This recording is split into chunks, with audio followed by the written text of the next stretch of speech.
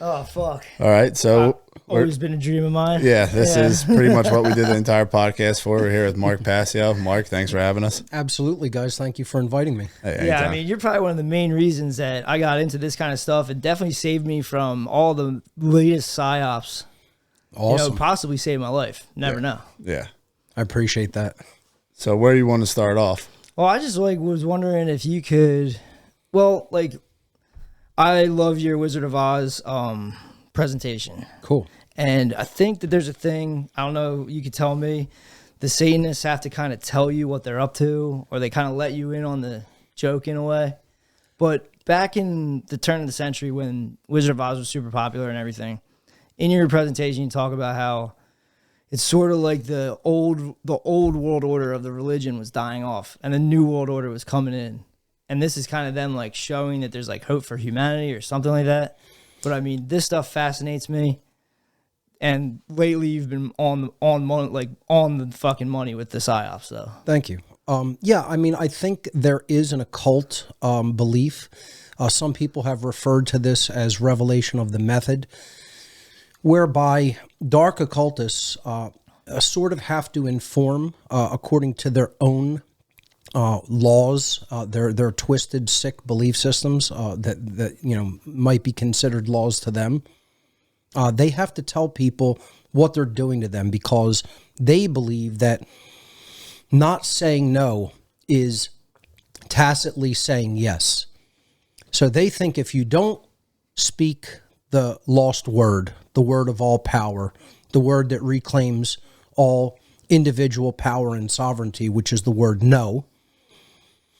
I always refer to no as the lost word of Freemasonry, and I believe that it is. These occultists believe that if people do not say no to their agendas and what they are putting out there that they're going to do to people, and they do telegraph what they're going to do. They tell you about what's coming. They tell you about how they're going to bring it about in many cases, and then they do it. They don't just talk about it. They act upon their belief systems. So that's why it's important to understand what their belief systems are. This is what I've been trying to do over the past 16 years is explain to people what Satanism really is, what dark occultism really is. And it's very difficult to do. Is there a light side to the occult? Without a doubt. You know, it's just knowledge about the human psyche and how it works and operates, what our deep-seated motivations are, why we do the things we do, what goes on in the processes of the mind, what informs our behavioral decision-making processes. And then it also incorporates the wider laws of nature from a physical perspective, which the occult, the dark occultists have a vested interest in keeping secret from a perspective of both, financial means, financial reasons, to keep their systems of power in the energy systems that they've controlled over the centuries. And from a perspective of controlling human beings, because the understanding of the physical laws of nature and how energy really works ultimately translates into controlling human beings. So the occult encompasses all of those bodies of knowledge. It incorporates the knowledge of how the self works and the knowledge of how the universe works. And they're really mirror reflections of each other. And of course, contained within the knowledge of how the universe works is the knowledge of natural law. And that's what they really, really don't want people to know. Because if people truly know that and align their behavior with it, it doesn't matter what controlling force they're up against. It's game over for that controller. It's game over for the enslaver, for the manipulator. It's one of the craziest parts of your natural law documentary is when they're interviewing people on the street and they're like, is government in nature? And all these people in the documentary are like, oh yeah, there's a hierarchy, all this stuff. And you're like, bro, like you're telling me that mind control, literal mind control is in nature. Like, get the fuck out of here. Well, what they're really saying, and I actually screened that documentary, my friend Jeff, who runs Inquire and Inspire documentary nights, screened that documentary last night, and I was in a Q&A session, and in the Q&A session, what I said was, did you see all those people who believe that government inherently exists in the natural world? And they all justified it by saying, we need to provide things for other people. We need services that we have to fund this way, that we have to have taxation and we have to have government. And they believe in a hierarchy of control. And they quoted, for their reason for believing in this, they said, well, don't you look at the animal kingdom and see that there's a pecking order and there's, a hierarchy within any animal systems? And it's like what I said two things. Number one, imagine believing that human beings should just behave as animals. Yeah, I was going to say, it's a chimp empire. Yeah. Imagine thinking that that's the highest thought and aspiration that you have for humanity, is that we should behave like the beasts of the field. Yeah. But, I mean, isn't that the thing with Freemasons, though? It's like the Freemasons think that we are going to climb Jacob's ladder, end up in a different, we can attain to a higher thing. Well, I think any real occultism, the goal is a higher level of consciousness. Right. The goal is the understanding of natural law and then willfully bringing our behavior into alignment with it so that we can prosper and be free. Any true occultism, that is its ultimate goal and purpose, is to provide that knowledge, make it common sense, propagate it, get it out there to the masses of the people so that we can change the human condition from slavery to freedom. Yeah, one of the craziest things in that PSYOP presentation he gave was the guy's the Hawkins scale or whatever, where Yes, it's like David Hawkins, the yes. collective consciousness of us just is not up there, man. We are like guaranteed to be enslaved right now. Yeah, easily. We're still not at the level of consciousness by which most human beings are capable of recognizing truth from falsehood.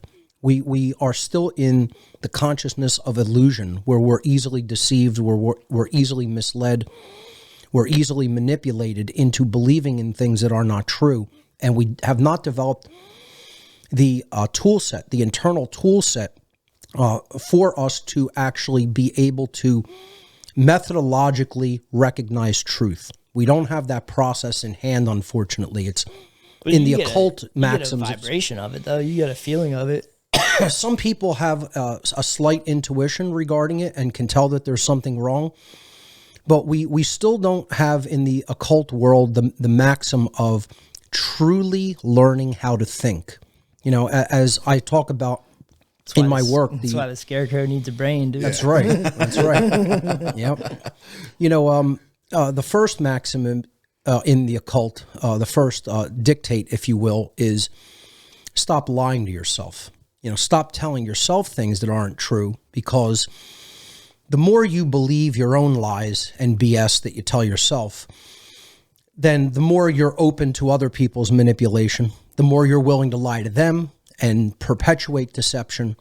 So that's the first place that everything has to stop, is before you can even learn to embrace truth, you have to stop lying. I've always thought this and said this because it's in your natural law documentary. You start talking about how like it's really fucked up. It's like a violent thing to lie to someone. But like I've always hated liars because they distort my reality. Yeah. And like it kills me that people do this, and they're stealing my reality. I never thought of it like that, though. It makes complete sense. If you're bullshitting and the person you're talking to is bullshitting, you'll just lie to each other forever because it feels good. Sure. Well, people lie to themselves just to protect their fragile fucking situation. Yeah.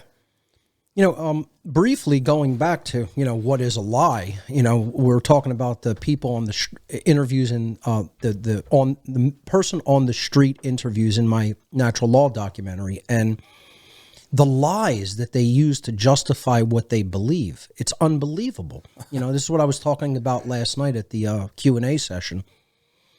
Imagine not only believing that we should behave as the other animals of the animal kingdom, and we shouldn't aspire to be anything greater than that in our consciousness, but imagine believing that it is perfectly justifiable to continue to have a violent and coercive hierarchy that keeps people under duress, a situation by which if they do not comply to the wishes of the quote-unquote lawmakers, those who arbitrarily set dictates according to their whims and preferences by which they want society to operate, called human laws, that violent repercussions should come down upon their fellow men and women.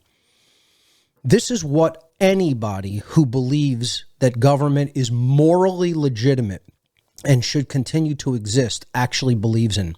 They believe in violence and slavery. They believe human beings who have not harmed other people, because the ruling class has dictated that they behave differently, should have violence conducted upon them and should ultimately be the subject of another human being or class of human beings. And I think nothing is more morally and mentally reprehensible. For anybody to continue to think this in the modern day means that they are just such an internal piece of garbage that I can't even imagine how anybody grows up to be an adult and actually continues to think that way, because they themselves internally are a violent animal. Yeah, it's crazy. Like, we just did an episode on Waco a little while back, and like I asked my buddies about that, and all they think about is like, oh, those were some wackos that got lit up by the ATF. Like, that is like the textbook definition. Some of the best, it's not even an argument, it's just plain as day, is if you watch the natural law presentation at Mardos, I never understood that I had laws of the universe on my side. Yeah. Like, I grew up in a complete psyop through Hollywood and the government, and like, you don't know, you just kind of know there's a Second Amendment, but you don't know why. Yeah. And like the founding fathers, like, they were like, dude, you got to protect, these are like divine rights. That's right. Yeah. You know what I mean? And like, I never thought of it like that before. I remember like it was yesterday. I was like, oh, I'm going to pop on this Mark Passio thing. Never heard of this before. Hit it, taking a shower. This dude saying the shit. I'm just like, yes, yes, yes.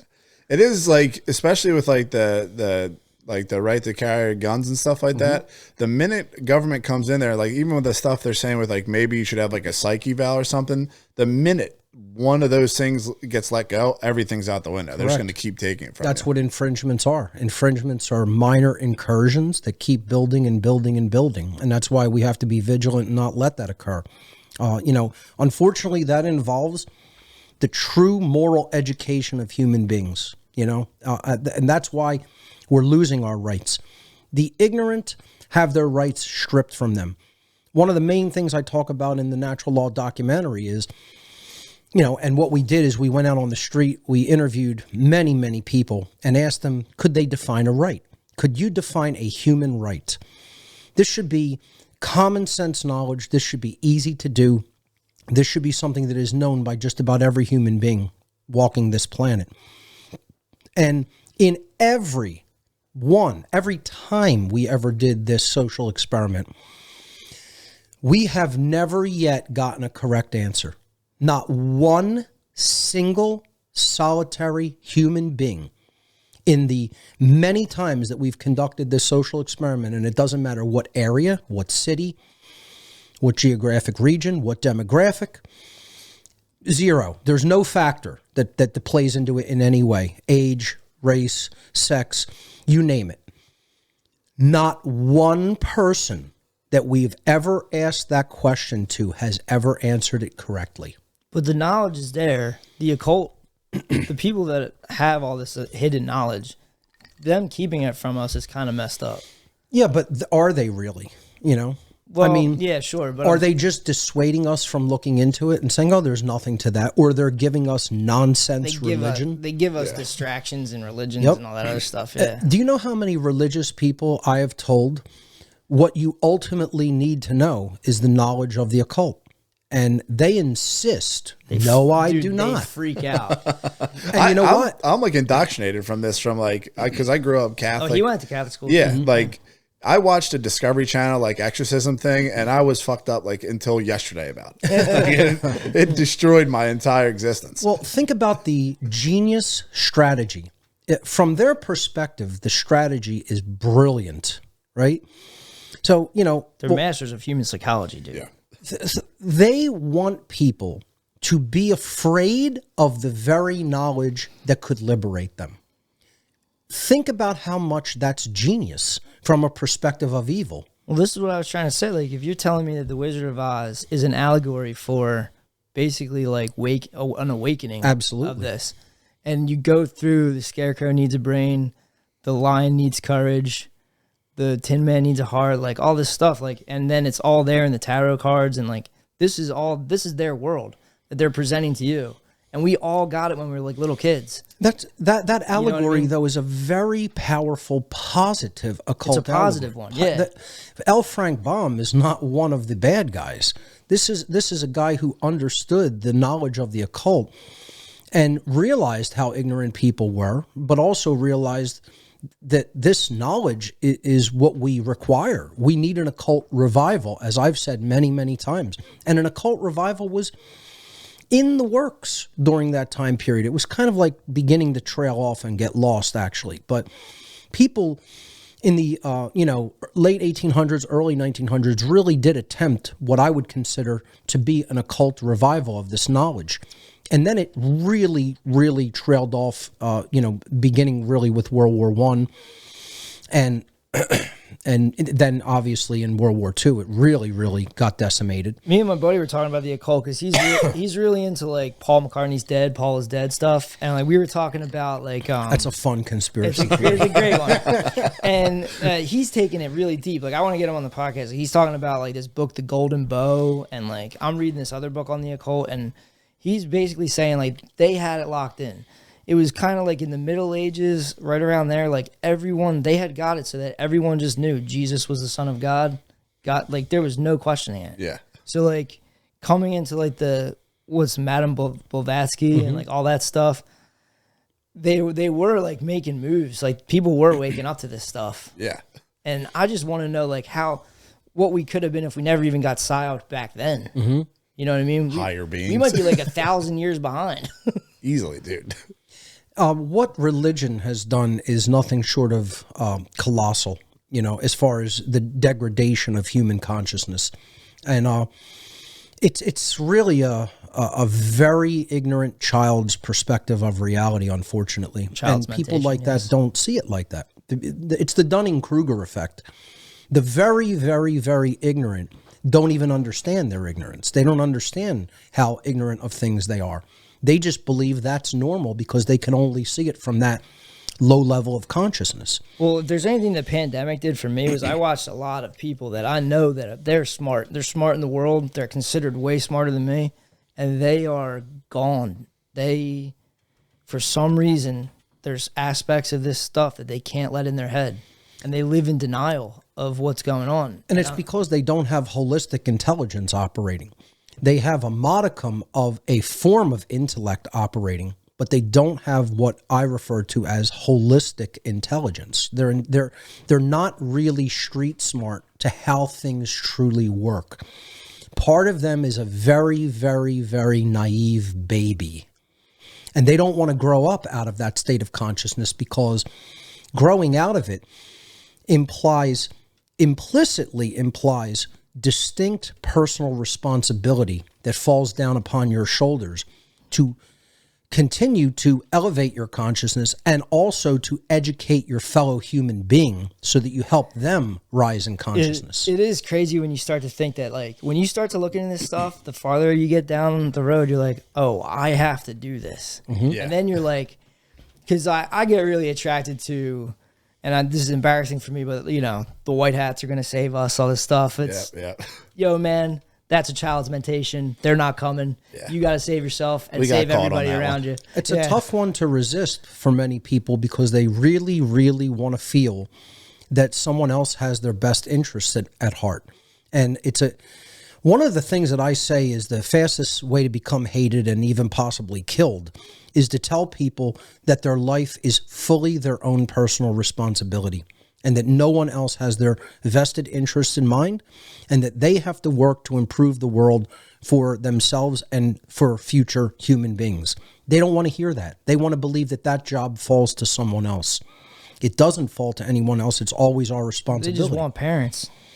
Yeah, absolutely. He was pretty on the ball. When all that Q stuff was happening, the minute they started saying oh, just sit back, they're in control, they'll get it. Stand down, psyop. Yeah, it's immediately that's a red flag right there. Where I was like, whoa, what are they doing? Yeah, that was a tough one, but it made once all that started happening, you kind of it's weird because it's almost like you're in a fog when you're like, oh shit, this stuff's all going down, it's gonna be great. Then you step out of it, you're like, oh fuck, they got me. I mean, just go back to the person on the street interviews, that we did as a theme here. And just think about, they're telling other people proudly and displaying their innermost thoughts and saying, I'm fine with there being a hierarchy of power in our society. I'm perfectly okay with that. I find that perfectly justifiable. It's girls too, dude. And I hate to dig it there, but there's ladies saying it. And I was like, how do you believe this? Yeah. You are first out of the room. Like, you're done. Yeah. They believe that violence is an acceptable method of conducting all human affairs. Think about how immoral of a human being that makes a person. And we were talking about this last night in the Q&A session for the documentary screening. We were asking the question, was there one thing that we asked all of the people, one thing that we asked everybody that they universally agreed upon, that they all gave the same answer? Because in every question that we asked in those interviews, there was a myriad of responses. Not everybody gave the same answer. But there was only one question that every person that we've ever interviewed answered the same. And here was the question. We asked everybody, after asking all of these other questions, the last question we asked them is, do you consider yourself a good and moral human being? They're all failing that one. Every single person said, yes, I do. When they had just answered our other questions, that they believe violence and slavery are perfectly acceptable human conditions. Imagine how completely inverted our society is, that this is how dumb people are, that they don't even recognize. They've just openly told other people, I think violence is perfectly acceptable. I think slavery is perfectly an acceptable condition for humanity. And yet, simultaneously, I believe myself to be a good and virtuous and moral human being. Imagine that. That's the lie to yourself thing you're talking about. There it is. Yeah. That's occult principle number one. They're lying to themselves. King Charles with his fat fingers is all in the World Wildlife Fund, thinking he's like some kind of a beast doing an insane coronation. Like, I would love to be able to be in your world, to be able to watch things and understand the symbols in real time. To be able to watch it and just go. Does it ruin a lot of shit for you? It makes it kind of boring because these people never switch up their tactics because they don't have to. So you could watch the same thing play out looking at checkerboard floors. over and over and over and over again, and the public just remains just as dumb and ignorant as they ever have been, watching the same manipulation take place. It's not only boring; it's a hell. Yeah, it's a hell to see something unfold that you can see so blatantly and obviously that you would think a 2-year-old child that's just learning, mastering walking would be able to see at the snap of a finger. And yet human adults who are competent in many other ways in their jobs and society cannot see it because they don't have a mind that is developed in these other ways that is capable of recognizing these tactics. They just can't think at that level. They taught me a bunch of it. I went to art school and they taught me a bunch of the symbols. We would go to the museums and like all of those Renaissance, all those Titian paintings and stuff. They're telling a story. That was their movies. Yeah. So if you see one of those big ones that's like everything's going on, like all of those things, all of those symbols, you're seeing the Mason. They're deeply encoded allegorical paintings. It's like pillars. Now, does that like for the occult, like, does that give them like power of like people looking at that stuff or like people falling for that stuff? Is it like it's a combination? I mean, it depends on who's doing it and why. Sometimes it's like, oh, I can put this right in front of you, but you can't see it, can you? We can tell you everything right there in an image or an allegory, and you're too stupid to see it. But for some, it is a positive, like influencing thing. Yeah. It's like, we're not going to come out and say this out in the open, right? We're going to veil it in an allegory because then maybe we can even insert it more deeply into the subconscious mind than having the conscious mind wrestle with it and try to make sense of it. We're going to put the essence of the idea through symbol and allegory directly into the subconscious mind, where it can go to work at an even more powerful level. You know, because most of our behavior is driven by the subconscious.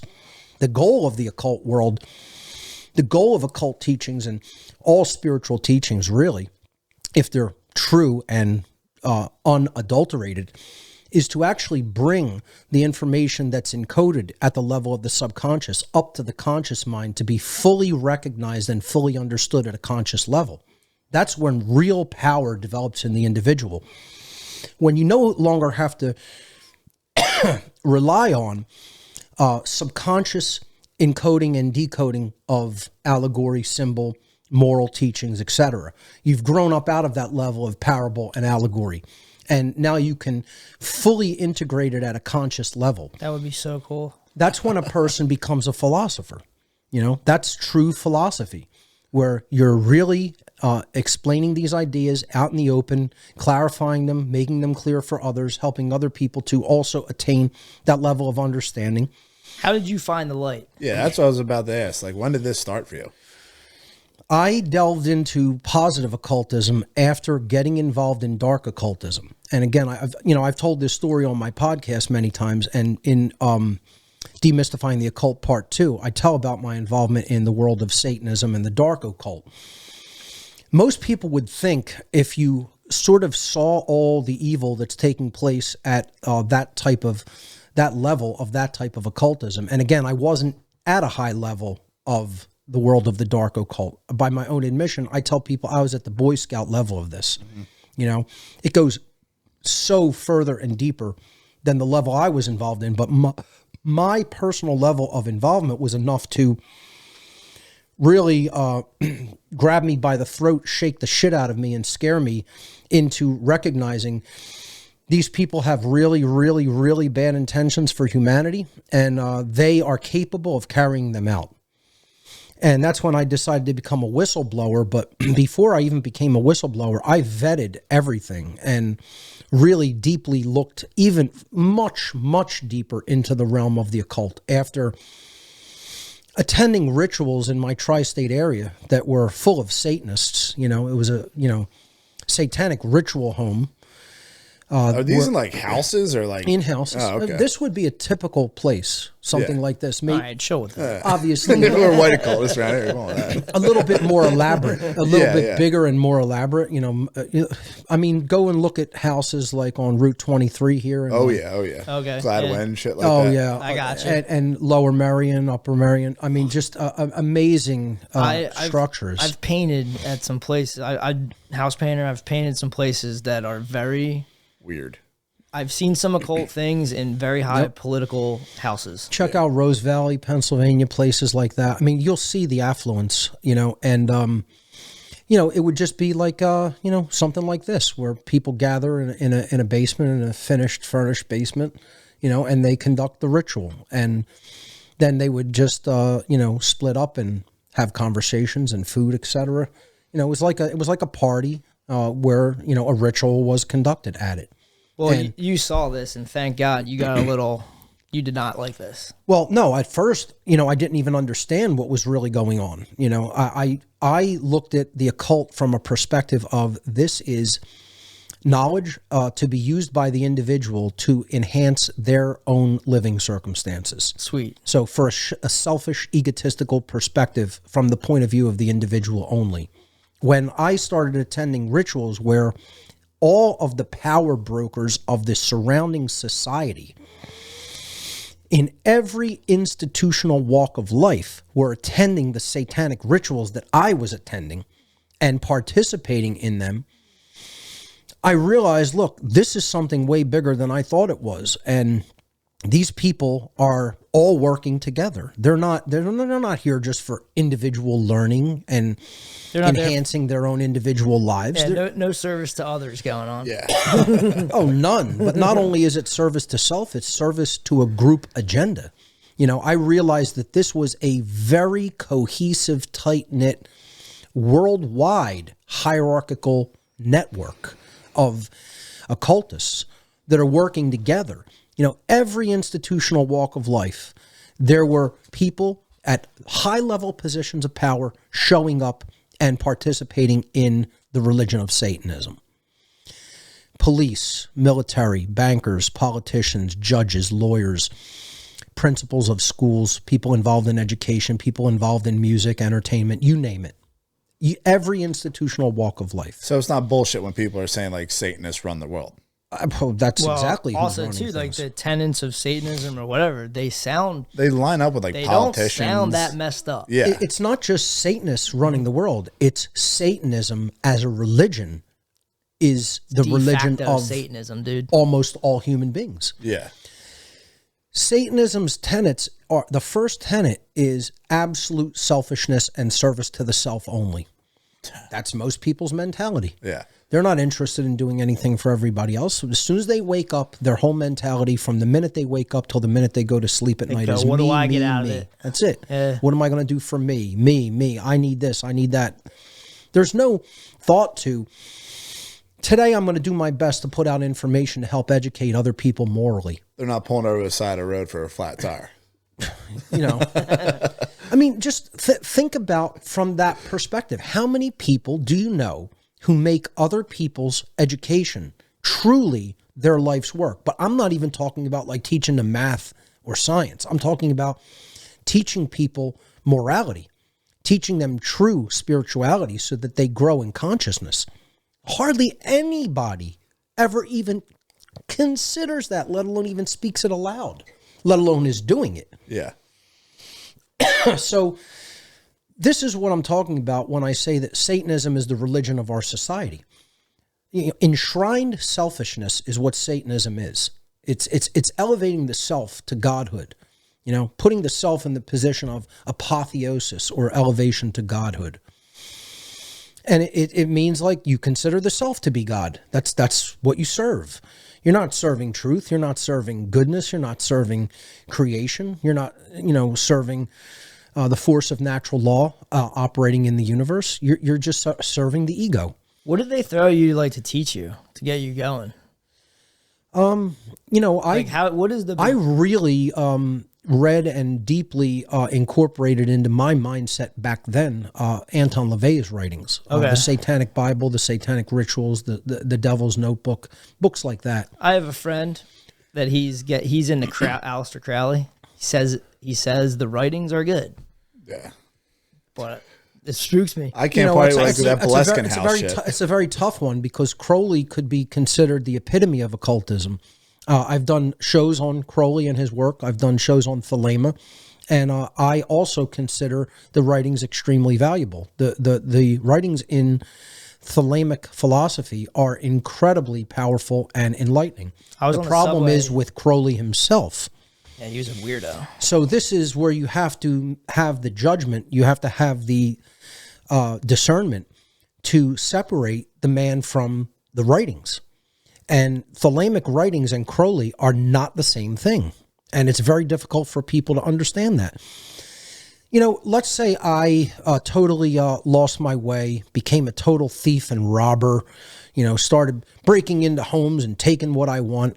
Would that negate everything I said about natural law? No. There you have it. There you go.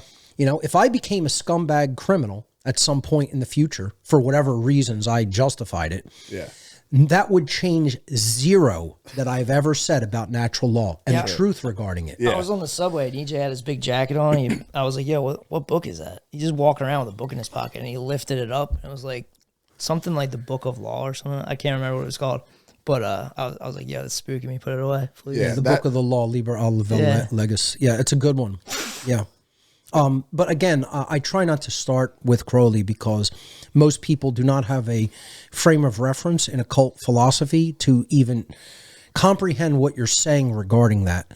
It's very difficult. I tell people like Thelema should be the end, right? If you're going to study Thelema, study other works of occultism first so that you have a groundwork in general occult principles, and then look into Thelema and Crowley's writings, and you'll understand them then. So most people try to jump into that because it's cool. They want to satisfy their curiosity, or they think Led it's cool. Zeppelin and all this. It's a very, very reversed way of doing it. It's you shouldn't do it in that order. But you got spooked when you saw what was actually going on, and then you started diving deeper into the occult, and now I realized it was a complete control system. Right. Total control system. Worse than religion, because this is the religion controlling all the other religions. This is the Final religion boss. that created those religions.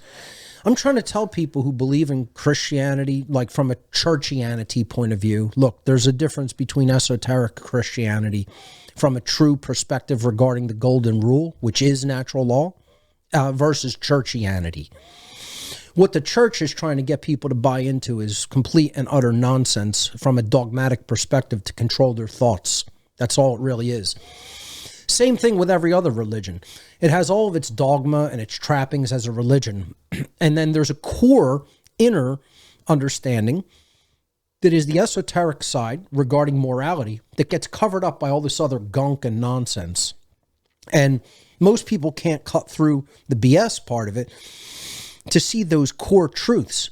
They get wrapped up in the dogma. They get wrapped up in the religiosity of it. So when did we have it as people? Like where did this occult come from? Like when did we have like this collect this knowledge? That goes back into a very, very, very complex, ancient historical account of that involves the origins of humanity. And you know, a lot of people will not want to look into any of that. I've broken some of that down in my Cosmic Abandonment presentation that talks about human origins. I call it an explanatory synthesis of human origins and the human condition, something to that effect. And, you know, we have to understand that we have been controlled since humanity has existed. We have been living as a slave species. And our enslavers give us ridiculous mental constructs to keep us enslaving ourselves, to keep us believing things that aren't true, right? So the first occult maxim is stop lying to yourself, right? This means stop telling yourself untruths and then accepting them as true. This is what religion is. All religion is designed to do. And I don't just mean the cultural religions. When I say the word religion, the first thing people have to do in understanding my usage of that word in all my work is to understand I am not just talking about formalized, traditional, cultural religions. So that's very important to keep in mind regarding my definition of the word religion, which is the true definition. I'm not talking about just Christianity, Judaism, Islam, Buddhism, Hinduism, Taoism, on and on and on and on and on, okay? I'm not just referring to traditional religious belief systems.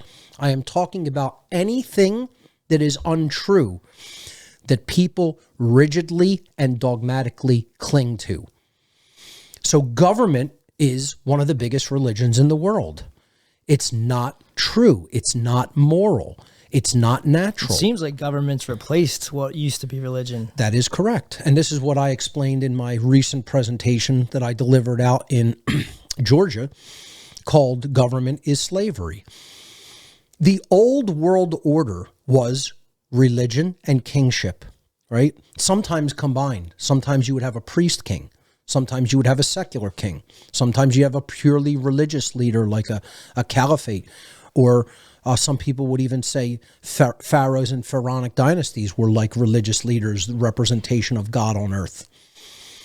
In the old world, in the ancient world, there was authority. The belief in authority was manifested and vested in one person.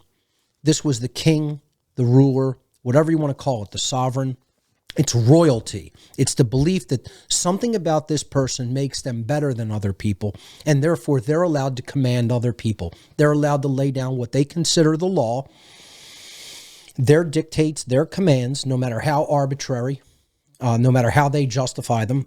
And other people who are referred to as their subjects are morally obligated to obey that being's commands, because they're somehow the representation of God, the divine right of kings, okay? This idea has been instilled in humanity really since we've existed. And again, if you want to look into who I think instilled that belief, you can check out my cosmic abandonment presentation. I don't know if we have the time or this interview is going to have the scope to get into all of that material, because it's an incredibly long and deep dive into the ancient past that requires a lot of research and study that most people will readily reject without doing 1 minute of that research, or with doing unbelievably cursory research without looking into any source text or materials. They'll just make a snap judgment based on a few videos that they watch. It's so ingrained in people, because I was talking to my friend about it, and he said that they had God down, they had Jesus down. Like when the Catholic Church was like the Holy Roman Empire, they had it to the point where they had to do this thing. It's like they like had to humanize God. Yeah. So there was like a whole movement that they orchestrated to try to make God more of it, like through art and like icons to like try to make him more human to people, because they had one. Yeah. They broke the backboard. It's over. They were like, yeah, you're controlled. That's God. That's Jesus. This is the king. This is the Pope. So when I'm talking about religion in that sense, I don't just mean cultural religions. I'm talking about government. I'm talking about the belief in authority. Do you think we do this to ourselves? We want to externally empower anything Just to make us shelter feel ourselves better. from Yeah. our own personal responsibility. I feel that. It's the mentality that I call cosmic childhood. You know, we have not come into, Neverland, dude. Yeah. we haven't come into cosmic adulthood. You're the Another pan, great bro. allegory. You got it. That must have been like painful for you to watch COVID roll out and everyone go along with that. I could show you a text on my phone For March of 2020? where a friend This is all Billy does. where a friend contacted me, and when the streets of Philadelphia were clearing of people and everybody was staying inside and businesses were starting to close on the fear, you know, nothing, no dictates had came down from any government. That's when you know they're trying to do. Yeah. If you are afraid, if you know that they're busted fear out, something's about to come. So a friend of mine texted me and said, Mark, what the hell is going on? And I said, this is a psyop to get, for them to see if they can get everybody to just stay in their home on day one. Yeah. So like knowing their technique, it's not even a surprise. It's a, and that's the attitude. It's boring. But again, it's also hell, because it's like, I can see it, and 99.99999% of human beings can't see it. It makes me sad for the human potential of just one individual as an infant, but us as a species. It's really sad to think that we could be like aligned cosmically to whatever this higher climb Jacob's ladder, whatever it is, dude. Yeah, That's what I think all the time. I You know, don't what is our understand. potential, our unrealized potential, and we're not going to reach it because we're stuck in believing all these nonsensical belief systems like authority. That's the pain. So, you know, going back to the allegory, or not the allegory, the explanation of authority, the old world order was authority, the belief in authority vested in one human being, calling themselves the king or royalty, and that's called the old world order. Now, the new world order is exactly the same as the old world order, except we give New people, boss is the same as the old boss. we give people new words, we give people a new story, we give people a new euphemism to call it, and it's still the same exact thing. Because how was ancient rulership or kingship carried out? How was it functionally carried out? Violence. The king said, I'm the lawmaker. Here's my decrees. If you do anything that violates my decrees, what will happen to you? Violence. I will send my henchmen, who I've gotten to believe in my authority, to go and do violence to you until you comply. And if you refuse to comply, we'll kill you to set an example for other people that you'll comply to my commands, or you'll have violence done unto you, or you'll have murder done unto you. My question to everybody is, was that situation in any area of the world where it was ever practiced ever moral? Was that It can't ever be. a moral right? Could it have ever been a moral right for people to behave that way? No, because it goes against natural law. It's an impossibility. My question, the thing I think about a lot is like these dudes and these like elites that are all doing this horrible shit to us. Like, what is their thought process on like karma and like death? Because like me personally, I'm trying to be good because it feels right and like it's what I think I should be doing. But like these dudes aren't afraid, like all the horrible shit they do, and they're not afraid of croaking. Like what's up with their brains? Let me preface that by two things. Hold on to that because I just want to explain the New World Order first. Okay, yeah, sorry. Then I'm going to explain exactly the answer to that question by explaining where the question itself contains something that has to be corrected. Okay. All right. But it's a very good question. Thank you. So the New World Order is the continuation of the Old World Order. But instead of rulership and kingship, which the population eventually tired of and realized, hey, this is total bullshit. We don't need one person commanding millions of people. You know, that is a wrong. That is recognized as a wrong in most places in the world. And we now, the rulers of the society never really lost their power. They went into a covert form of rulership and continued the control system by giving people the illusory belief that they would be in charge and in power through election of representatives in what's called government. But what is government? It's the same hierarchical power structure as the king and his henchmen ruling over the unwashed masses. But instead of authority vested in one person at the top, authority is vested in a few, an oligarchical few, calling themselves government. And then they have thugs and enforcers, the military and the police, that they will sick violently upon the population if the population doesn't obey their arbitrary decrees that they call man's laws. So there's nothing different in the structure from the Old World Order to the New World Order. The Old World Order, authority vested in one, the king, the sovereign, the ruler, whatever you want to call him, royalty, and then all the subjects below that who are his slaves, that he gets to command and they must obey or violence will be done unto them. In the New World Order, governments at the top of the hierarchical structure of power, all their thugs and henchmen, the military and police, will conduct violence upon the masses, the ignorant masses below them, if they don't follow their arbitrary decrees called laws of government. All that has differed is we've euphemized it, we've divested the authority from one to a few, and we call it government. It's still the exact same structure. The Old World Order is the New World Order. The old religion is the new religion, except we call it government.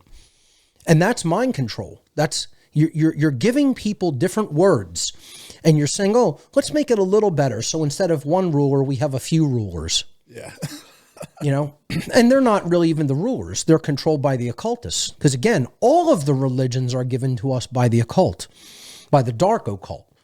All of these belief systems are instilled in people by the social engineers, the think tanks, the intelligence agencies, people who are enshrined behind the corridors of power who you never see. Even as he's doing it, I'm like making up like light occultists that would be fighting them. Yeah. Like in my head, I'm like making up Jedi. Like, no, there's got to be people. There's got to be. Well, good no, there ones. are, but they're scattered to the four winds of the planet. There's a few of them, a paltry few.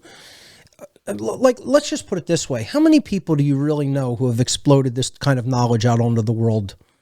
I mean, really, really done it and done a damn good job of it. I mean, I only know you. But it's a paltry handful, literally. Look, I'm one of a few who have put this information out there like this, and I don't fear any reprisal. I fear zero reprisal because I'm protected by doing what is morally right. The first method of any protection is to stand fully in truth and morality, an objective morality, not any perceived morality. Standing fully and firmly in truth and objective morality provides the greatest protection that any being can have. But going back to what Bill said, how did the dark occultists sleep at night? Okay, so your question was, how do the elites do this to us? And my answer is the elites are not doing this to us. It's us. Who is doing it to us? Ourselves. We do it to ourselves. Fuck. That's correct. Jesus. But Who is the group of beings that is the most responsible for the continuation of violence and slavery? They call the elites. No. Us. No. Not the average person. The average person, yes, by putting up with it, is very responsible. But there's one group of people who are the most responsible. They are the I don't want to do this, man. immoral. They are the most immoral. They're the worst people of all of humanity. The order followers. Okay. Oh, yeah, here Bootlickers we go. that fucking enforce these codes on Billy you. just got a ticket. Yeah. Who does the physically violent behavior? So just look at it in the old world order, right? Let's look at the old world order of royalty first. When the king, as the quote unquote sovereign, the one ruler, the one master over his subjects, would decree a law and say, if you do this, I don't want anybody walking on that road on Sunday. If I find anybody walking on that road, they'll be punished. Now, did the king walk out of his palace and monitor the road and see if a person was walking on it? And if a person was walking on it, he beat the living hell out of them? Did the king bloody his hands? Hands are clean. Okay. Fuck. Dude, Who did it? There's an old video that he made where I'm almost positive it's got something to do with their little octagon hats. Yeah. Like that, dude, the symbolism in the uniforms and in the badges, it's fucking nuts. The police and military are being continuously ritually mocked by their owners and masters, the Satanists and dark occultists. Do the occultists really hate their minions? Like, With such vicious fervor. I cannot tell you the looks that I saw in Satanists and dark Luciferians' eyes when I was involved in the dark occult, when they even thought about police and military, knowing that they're the people who are keeping them in power, but the way they loathe them for being the low form of consciousness that they are. It's that hurts, bros. Picture a plantation owner in, let's say, Virginia or North Carolina or South Carolina during the Northern Ireland. Right. But let's just say during the American Civil War period, right? And the plantation owner dangles the carrot before one of his very, very strong black slaves on the plantation and says, you'll be given extra food, extra clothing, you'll be given more privileges, you'll be given more considerations, we'll go easier on you, you won't be whipped, you'll be able to sleep in a room in the guest house instead of out in the field. That's chimp empire, man. This is low tier. This is not the higher. And all you need to do is beat your fellow men and women into submission. You're going to be the house slave who beats them into submission. Okay? And almost every single time that person would agree and do it. Yeah. Now, obviously the practice of chattel slavery is the abomination of abominations. It's worse than death. You know, it's the most reprehensible act that can ever be committed in our world. That and what they do to the kids. Yeah. True. Pedophilia. But looking at this technique, how did the plantation owner view the house slave that was doing his bidding? Did he look at him with tremendous respect? Or did he look at him like, wow, you absolute piece of dirt. You're already in a situation where you yourself are enslaved and you're willing to do vicious, harmful things to your fellow men and women who are also enslaved. Imagine the contempt. First of all, that is deserving of contempt. Yeah.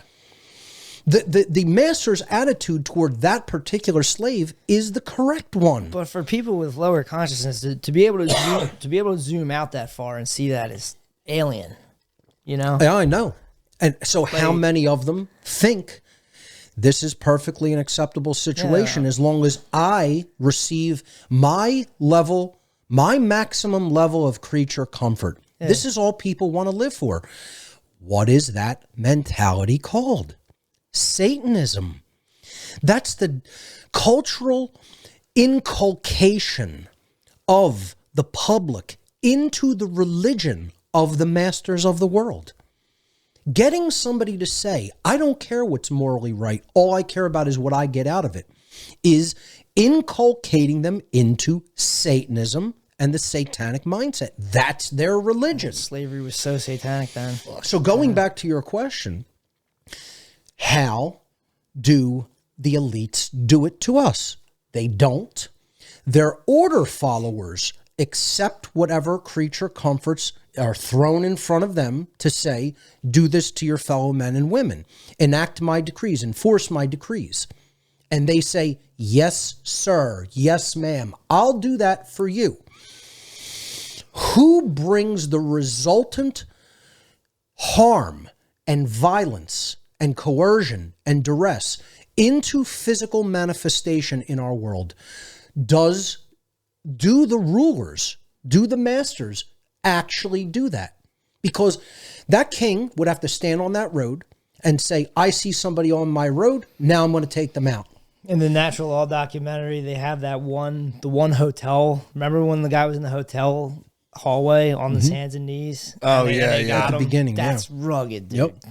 So like even like the Hillary Clintons and Bill Gates of the world, like they're Renfields compared, like they're nothing. Absolutely. They're just like scumbags that are doing this shit. Absolutely. Getting their little pittance in They're return. getting their creature comforts. Oh, Gates, Schwab, all of them, Harari. He's a bitch with that shit. Do you like the transhumanism stuff? Like, does that completely go against everything you believe in? I think that it's totally... It's the ultimate Satan. You have to be deceived to believe that, we are going to somehow replace human consciousness. Like instead of improving human consciousness, like you want to replace it with something else. That's the ultimate in defeatism, giving up, distorted left brain thinking. But how did they come to grips with what they're doing? But once again, are they doing anything? I mean, the occult, the ones that know. Right. You But know? all they're doing is telling other people deceptive lies. So they're just cozy in Satanism. They're really guilty of one, and the lowest on the totem pole of the true 7 deadly sins.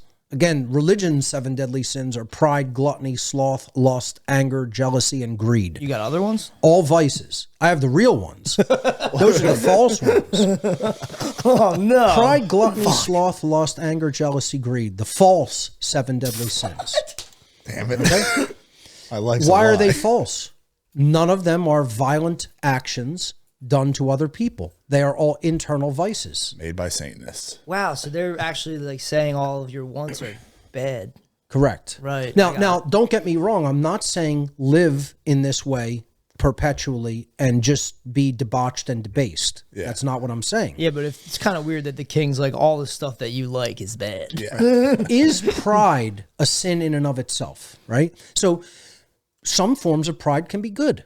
Like, I take pride in my work. My work is damn good. Yeah. Damn good. Oh, yeah. It's not just good, it's the best out there. And I want other people to make stuff that's even better than mine. Good luck. Right? Okay? But my point is, I've done very tremendous work.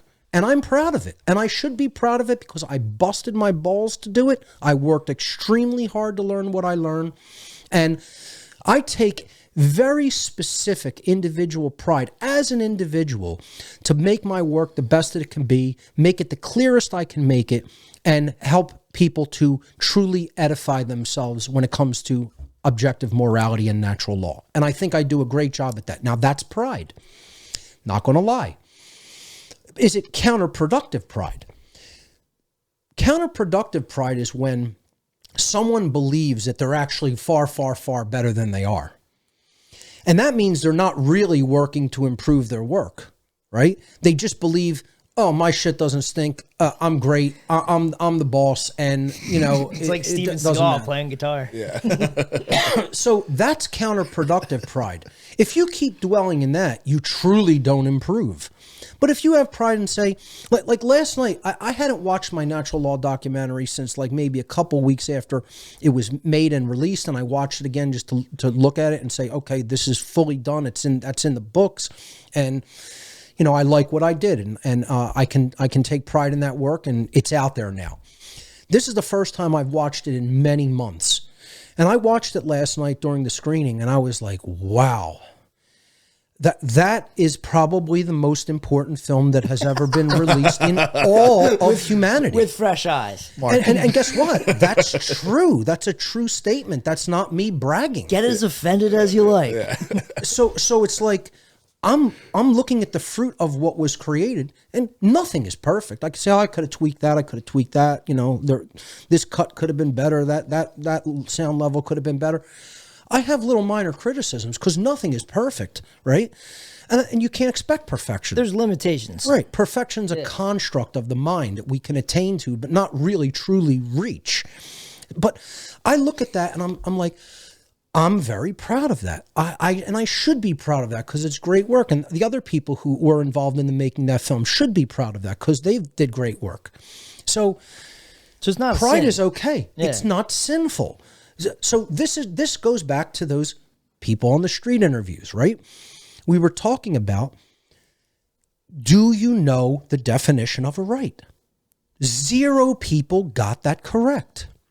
And my retort to that is, how can you imagine that you're going to protect human rights? How do you imagine you're going to keep your rights in place? You know what's crazy is if you can't define them? They do so much violence on the whatever it is, whatever the word is, because of human rights.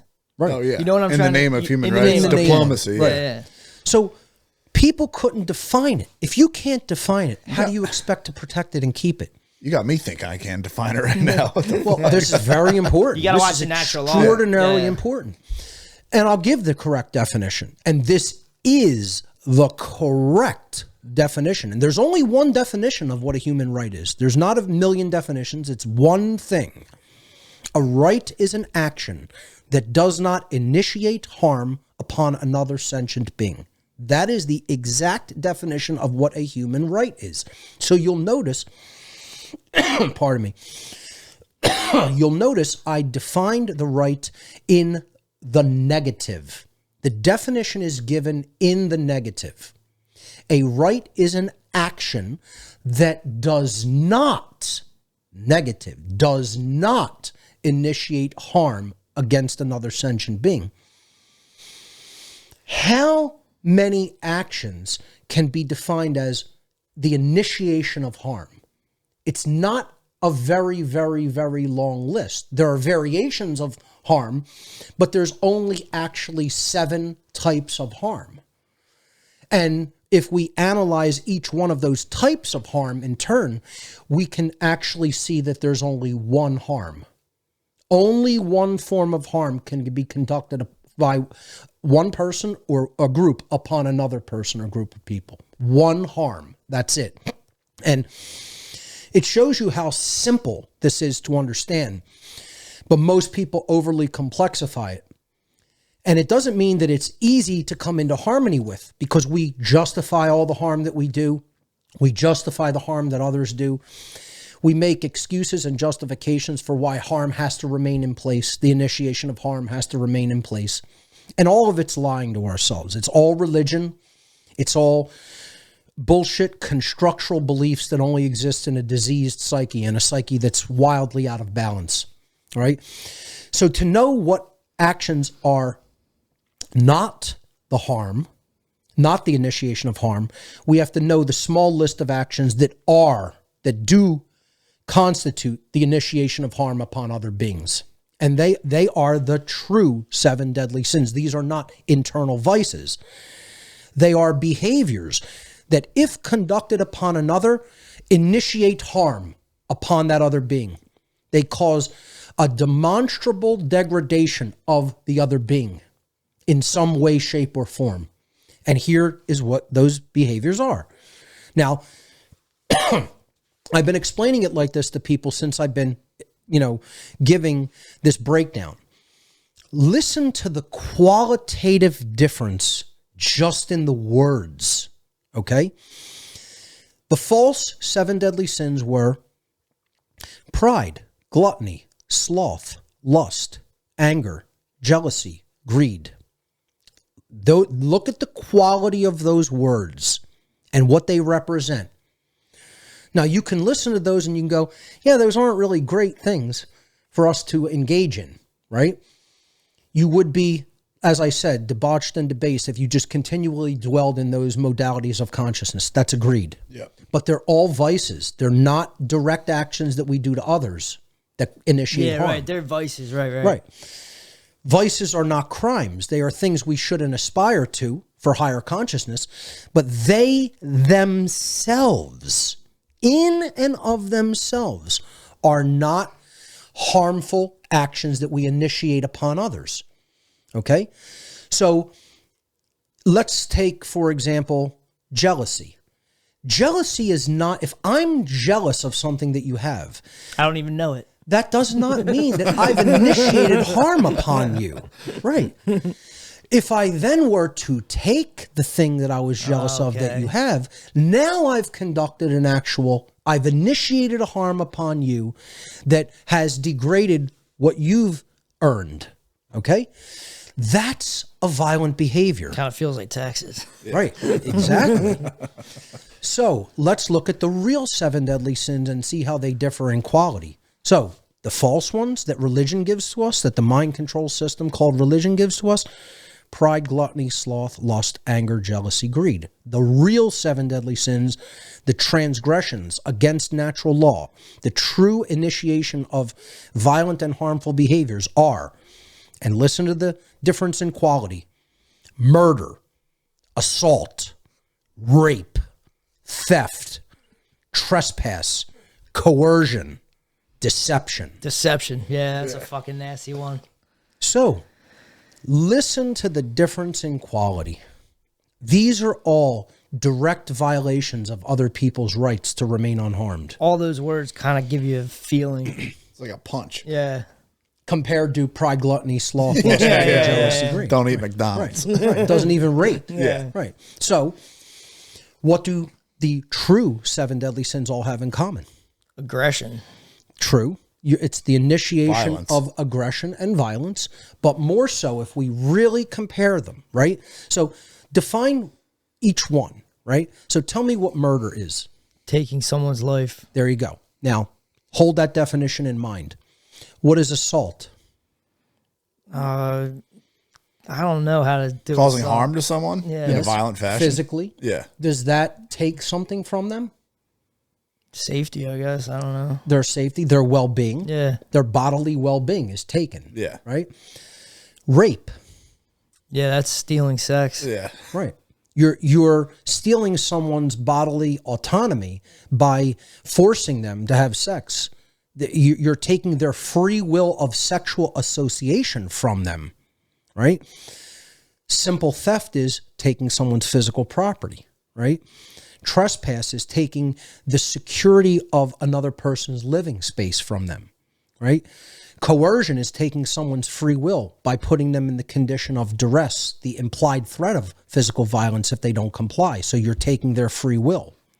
And then deception is taking someone's informed decision-making by willfully lying to them and giving them false information. It is the same feeling if I get tricked. I mean, I'm not like I get tricked all the time, but if like you get tricked or there's deception, it is kind of the same like violated feeling as if like someone's like in my driveway or broke in my house. Of course. It feels the same. It's the same wrong feeling. It's a violation of your rights. Yeah. Absolutely. So what do all of them have in common? Something was taken that did not belong to the person initiating the behavior.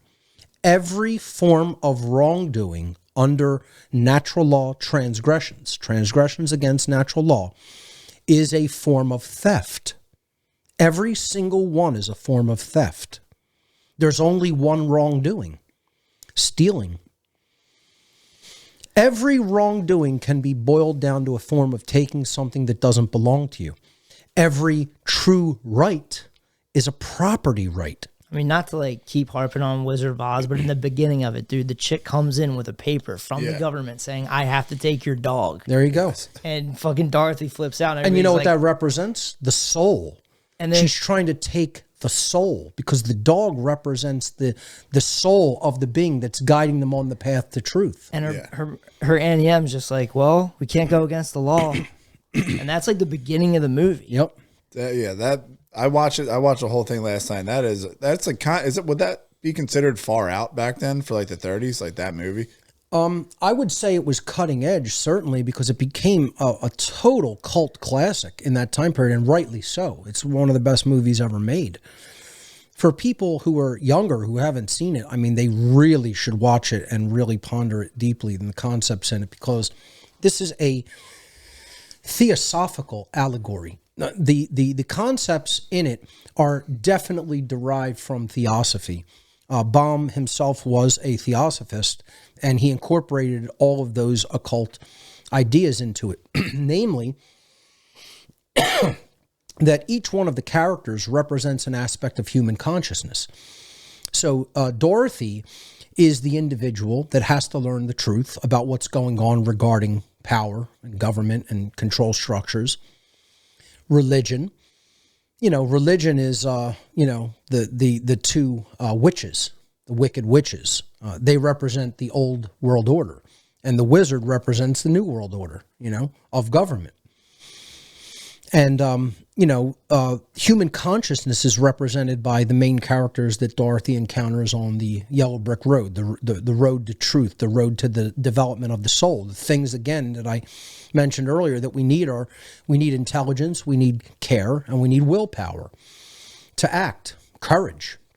And the three characters she encounters are the Scarecrow, who lacks a brain. He lacks intelligence.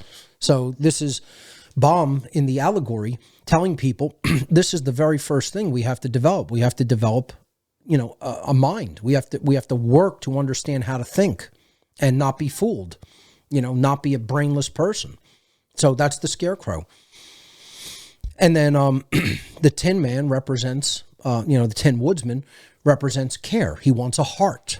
Okay, so this is care. This is getting out of apathy. Again, when they find him, he's frozen. That represents apathy. He can't move. He's rusted shut. They have to, oil him to make, the heart, come back into action. But, that's what he wants. He wants to develop care. And then, of course, the lion represents having courage and willpower to act. So it's your thoughts, your emotions, and your actions. Your thoughts have to attain to intelligence. Your emotions have to attain a state of care, true care, to change things. And your actions have to attain to a state of courage and willpower. Courage is the internal aspect of action, and willpower is the external aspect of action. Again, represented by the cowardly lion, who wants courage to act. Again, as we alluded to earlier, the dog Toto represents the soul. That is the guiding aspect, guiding Dorothy on her journey into truth. And then, of course, the wizard himself is the illusion of power, in the Emerald City, the capital city. So, yeah, pay no attention to the man behind the curtain. There you go. Like, if that's what that's from. He's pulling all the never seen levers. any of that. He's in the ostensible corridors of power, pulling all the levers, making things happen, frightening people. I feel like on a level, like, kids know that it's a big deal, because it's like, if you start watching and it's black and white, Dorothy gets swept up into a tornado, like up over the rainbow, and then she's in the world of color. Right. And then she has a whole experience, then goes back to the black and white world, and everybody's laughing at her like, what happened? That was just a dream. She's like, no, it really happened. And she's a completely different person after going on this journey to Oz. It's that crazy. in and of itself represents the real world, and then going into a higher level of consciousness to understand philosophical ideas, changing the self, then coming back, boots on the ground in the real world, and then having to relate that experience to other people, which some people find impossible to integrate and then relate to others. And we should always just be trying to do this. That's right. Over and over again. Without a doubt. That's what the whole allegory is really about. It's about learning the truth and then helping other people to also recognize it and learn it. And that's the great work. That's the hardest work there is in the world to do, because what it really represents is changing other people's minds, being a source of influence to help people to change their thoughts, because all manifested results ultimately come from our thoughts. Our thoughts are the causal factors that then go into our decision-making processes on how we're going to behave in the world, then our behaviors go out into the world and actually create the shared reality that we all have to then experience and live in. That's how the laws of manifestation, the laws of attraction actually work. I mean, you're doing it. You're probably having a huge influence that you don't even realize. I don't know. I mean, a lot of people say that, but I have a hard time accepting that because so little in the world has changed since I started doing this. And I think the world's in an even worse position than it was when I started doing this publicly back in 2007. Well, for 16 years of work, there's not really much physically manifested change in the world. And I think the occultists that I worked with knew that there wouldn't be. They knew where they had people's minds back then, 25 years ago. Or more when I was with them, approximately. And I think they already knew how far down the path they had people in the mind. I got 2 questions for you. Are you scared of them? Not a bit. Are you scared of? Great. Not even a little bit. Are you scared of?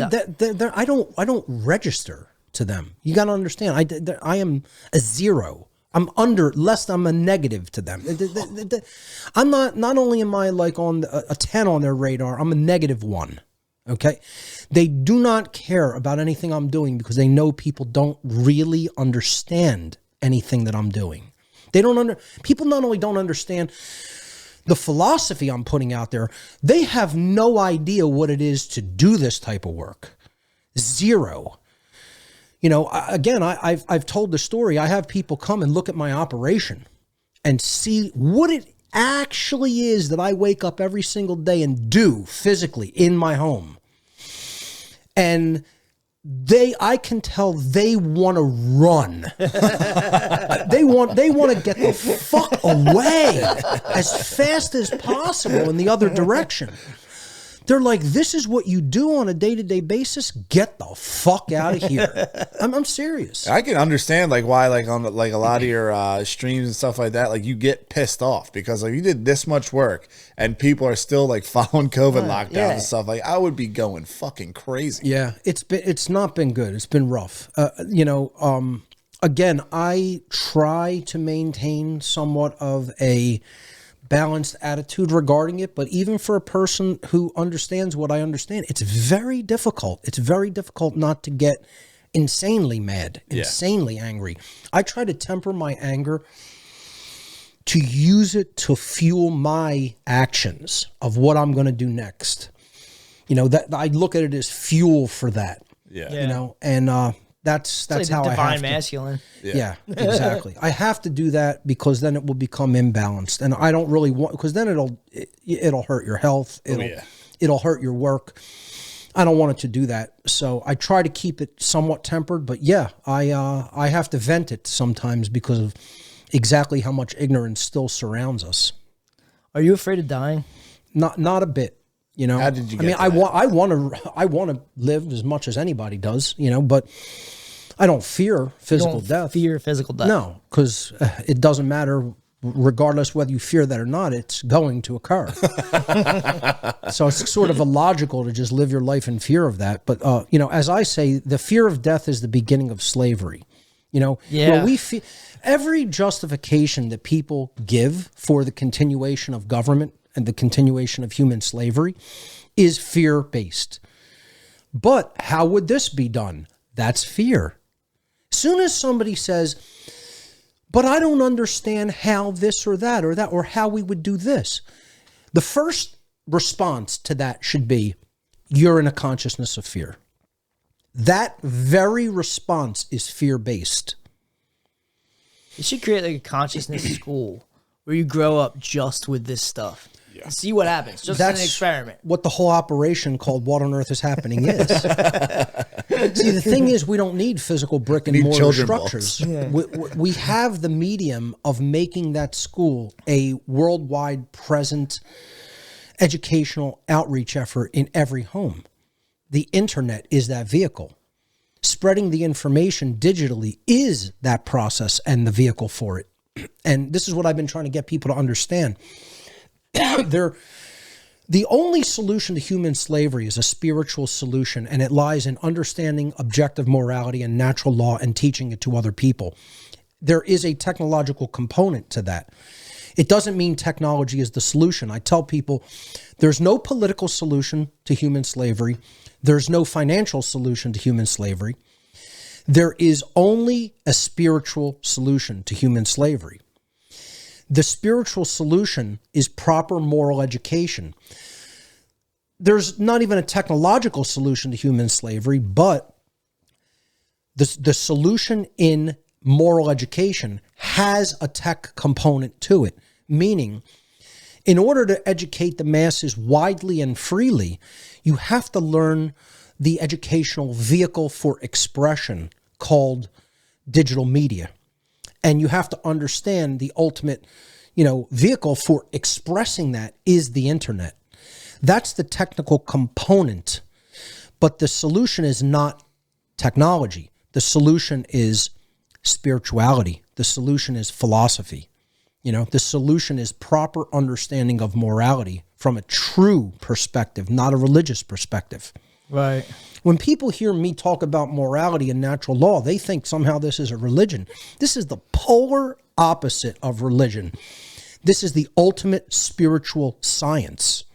I am not a believer. I finished my cult beliefs when I left Satanism. That's the last cult I will ever be a member of. That's the last cult I will ever fall for. It's the last cult I will ever join.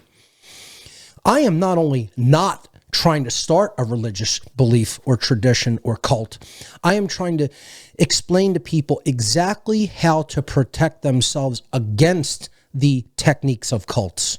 And I explain this in my work. Government is a cult. It's not just a religious belief system.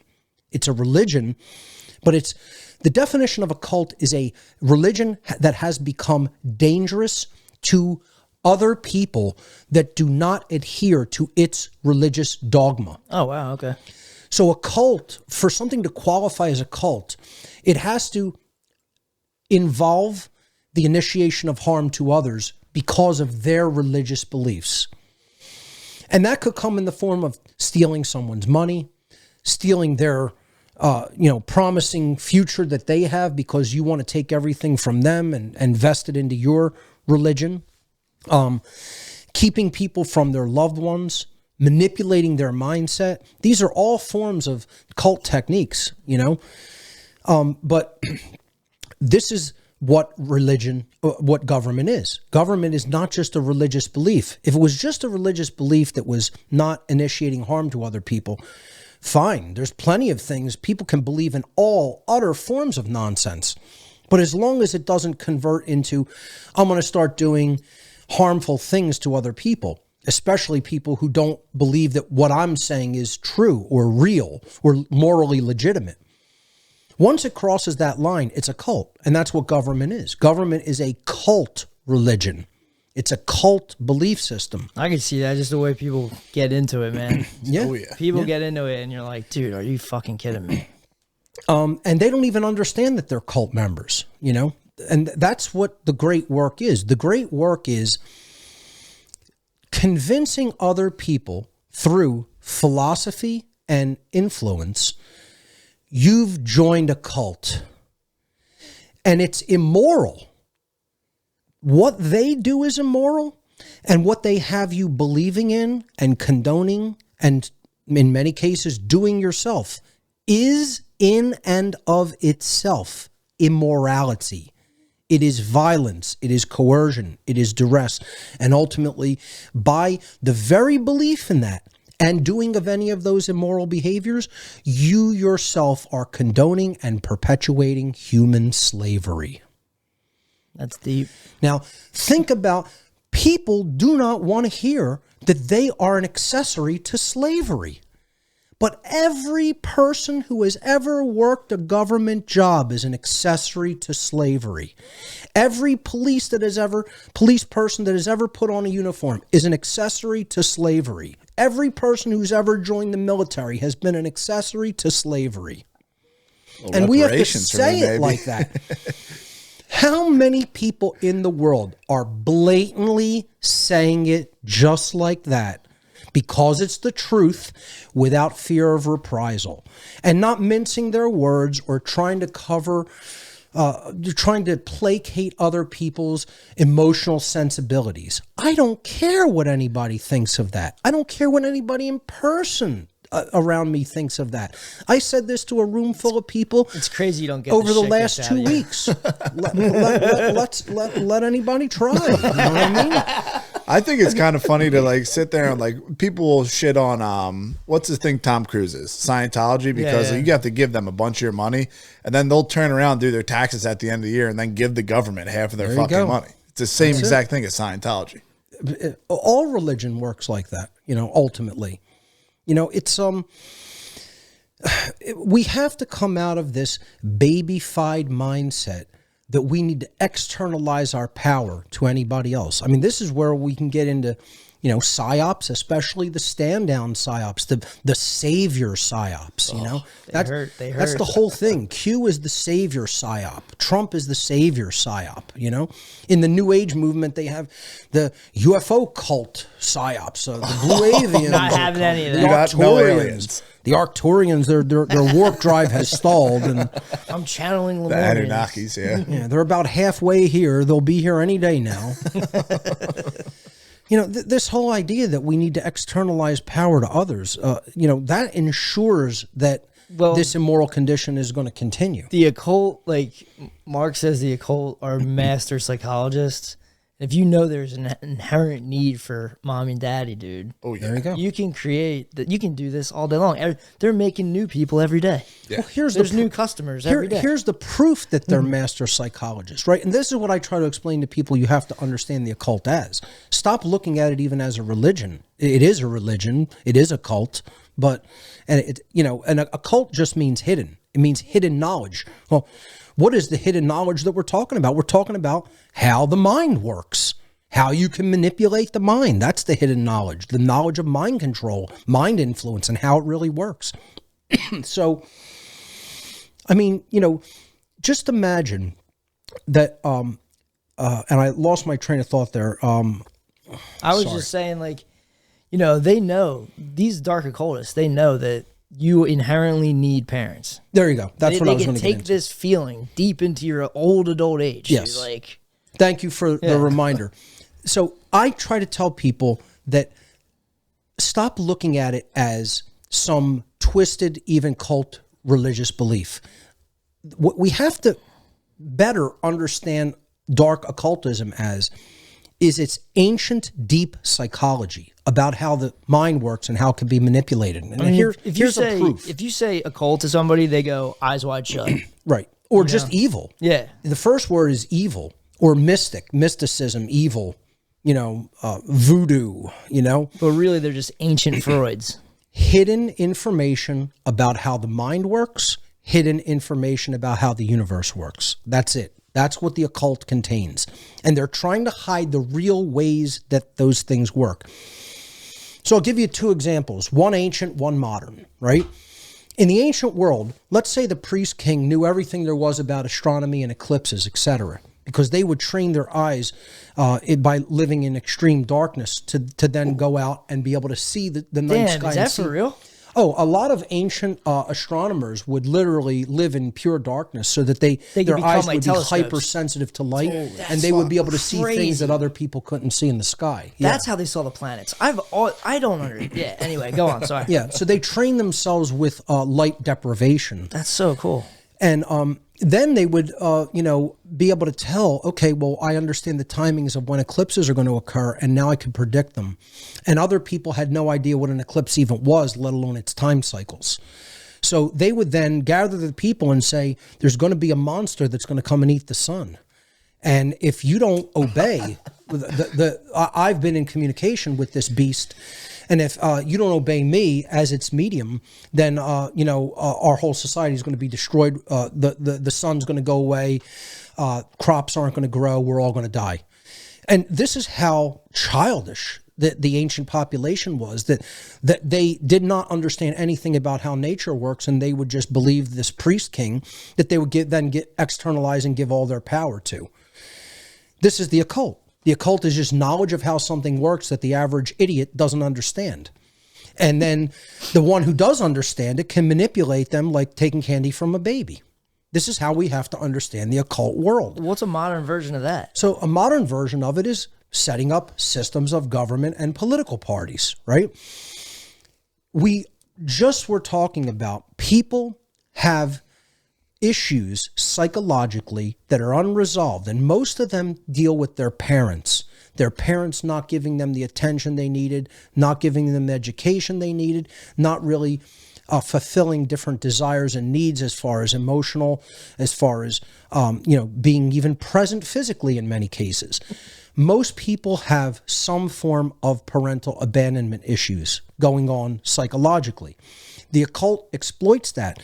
They create two political parties in most political systems that represent mother and father as a proxy, as a psychological proxy. So just think about this here in the United States. What are the two political parties? Republican and Democrat. Okay? The Republican Party represents the father figure.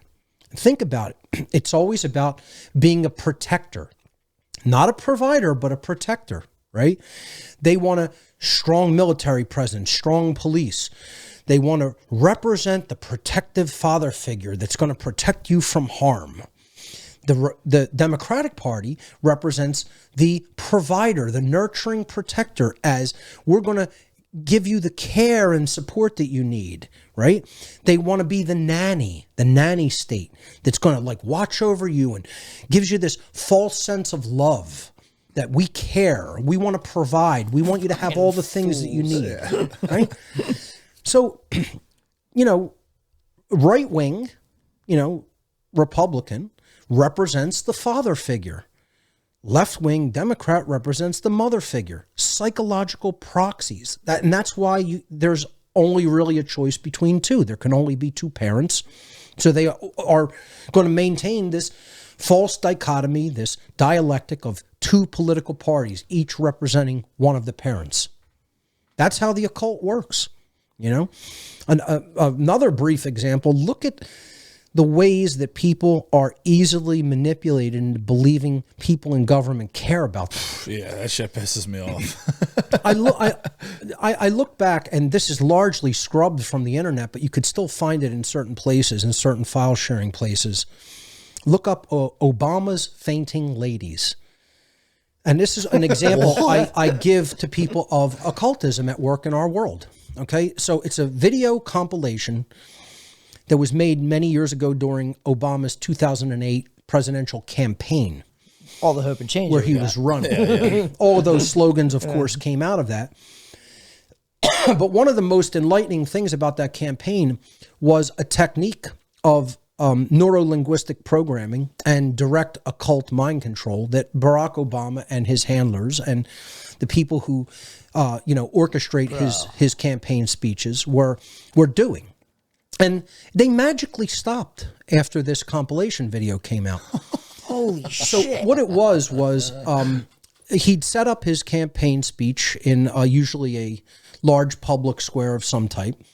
People would gather to hear him speak. He'd start into his speech. About 5 or 10 minutes into the speech, there would be a plant from his organization, from his handlers, in the audience that would fake faint, that would pretend to faint. Okay. But nobody else in the audience knew that this was a setup. They thought that this woman was really passing out. So she'd fake pass out in the audience. Nobody else knew this except Obama and his little team of people who orchestrated the event. And then Obama would be the first person to notice it. Oh my God. So from his podium, he would stop his speech and he would point it out and say, "Oh, I think someone just fainted. I think someone just passed out." And then so what's this painting the picture of? He's extraordinarily attentive. He's paying attention to everybody and he cares and he knows what's going on. And he's one of the first people to recognize what's happening. And this is how they're manipulating people. That's a carnival trick. It's a carnival show. That's like the Marvel dude, like from Oz, dude. Yeah. Like that's like fucking straight out the gate, man behind the curtain. That's no different than the guy saying the sun's going to get eaten by That's the beast. correct. Yes. It's an old form of occultism, a modern form of occultism. This is literal mind control. I've never heard of that in my life. So he then says, she's probably just overheated. She probably just got a little faint and overheated. And so now he's coming off as he knows the answer. Make some room for her. Just give her some space, right? How does he know she didn't have a brain aneurysm and is dying? For real. Already Dude. dead. Yeah, right. Hold off on CPR for a second. How did she guys. know she didn't have some kind of violent, massive coronary and is actively dying? They're not going to get you, man. So, then they expanded it. They did this over and over and every place they went on the campaign trail, they did this. It was the same act, same wording. I mean, it's true We have because somebody who just fainted. Like, look this up. Look up Obama's fainting ladies. It's still out there in some places. it's also good. Harder to find. They scrubbed this from most video sharing sites. Yeah, I'll try to find that. It's on my ARC drive. It's on my ARC. The Okay? ARC's nice, by the way. Thank you. Tell people about the ARC real quick. The ARC drive is a collection of research data that I've collected really since I've been online. I've been probably downloading these things since like The ultimate saver. mid-90s into the late 90s, like from when I was originally online with like a 14.4K dial-up connection, Modem. back in 95, 96, all the way to the modern day. So, it's a 2 terabyte hard drive filled completely with information that I make available to people. They just send me a drive. I fill up the data on it and send it back to them. You could check out the ARC section of my website at whatonearthishappening.com. But going back to Obama's campaign trail, he's just telling people, he's just saying, I think somebody's feeling faint there. Just make space for him. And then he starts in later videos, and after doing this like 5, 6, 7 times, now he's expanding it. Here, give her some water, and he offers his water. Oh my God. Jesus Christ. He does a lot He of weird takes water his stuff. water Yeah. from the podium, and gives it into the crowd to pass to her. So look at all the things this is psychologically instilling in people's minds. He's attentive. He's the first person to notice it. He's smart. He knows that she's just faint and what needs to be done. He's caring. He gives of his own water that was for, him to drink if he got dry during his speech to her, And what does this instill in people? Trust, confidence. Oh, he's a caring person. He's an intelligent guy. This is all made up You bullshit. totally But this won't bomb bullshit, a preschool in Syria. This bullshit, dude. My mom still sweats the shit out of it, yeah. dude. This bullshit works on any woman, adult woman that did not have an alpha dad. Yes. Play Obama's fainting ladies for people, and then tell me what you really think nothing of will Barack happen. Obama. This is the shit that pisses me off, because you can have something like that, show it to someone, and they just turn around and go, Yeah, "You're what fucking is that? crazy. You look way too If far." I in the explain sun." I don't even understand how they could see the same thing happening. So they're a pure coincidence theorist then, because you're telling me that's not an orchestrated setup, right? Every campaign speech until this compilation was made and released, then it suddenly never happened again. It is crazy how they bop around thinking that the internet doesn't exist. Right. Yeah, they're kind of they're old as shit. Like Joe Biden, and them are like 80 years old. It's like Obama was Think young about though, this. dude. 13 times in just the compilation we know about. Could have been 2025. Yeah. It's a nice little trick. Yeah. Almost the exact same wording in every incident.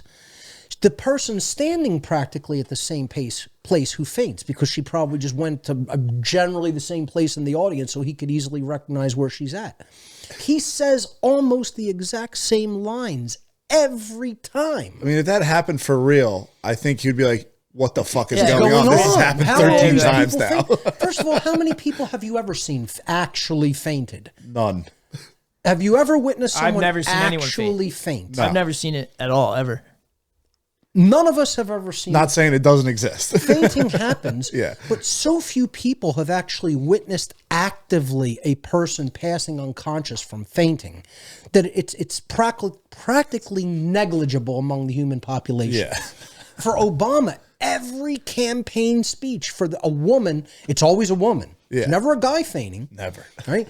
Oh Always my a God. woman fainting. One of these, he catches a pregnant woman during a speech who's fainting. Oh my God, dude. This is one of their favorite This techniques. is nuts. Yeah, it's the creation of the belief that you are a truly caring person. Wow, fainting woman. Wow, that just happened. Yeah, over and over you see this. The compilation. This is carny shit. Oh yeah. The compilation came out with approximately 13 different campaign speeches. I think it was around that number. And suddenly, no one ever fainted again on Obama's campaign trail. I can't fucking believe I've never heard this in my life. I know. This is That's a great the one. world of the occult. Another example I give of modern occultism, and people will just say, oh, this is clever marketing. No, you're incorrect. It's not just clever marketing. It's not just a clever way of getting people to buy a product. It's occultism. Do you know the Betty Crocker egg story? Yes. No, I don't. I know this. This is a cult. This is Edward Bernays. The Betty Crocker cake mix story. Okay, so Betty Crocker invented instant cake mix in the mid-1950s. It was a failure. Housewives did not want it. They wanted to make a cake from scratch for their families.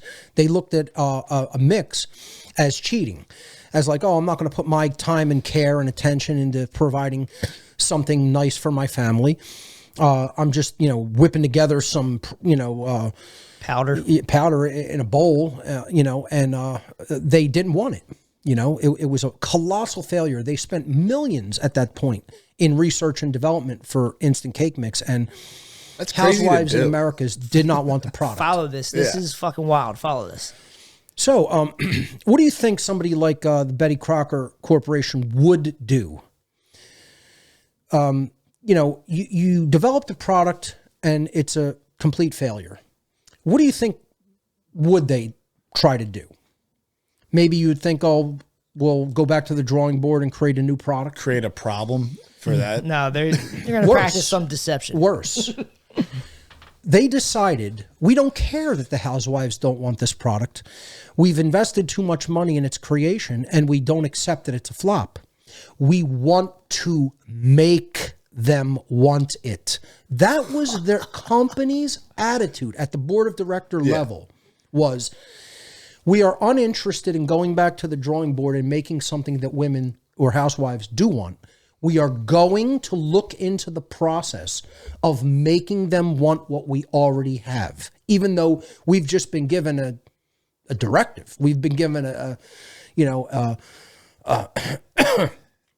on the report card. a total dictate from the masses. We've been given that we don't want this, and that's unacceptable. We're going to make them want it.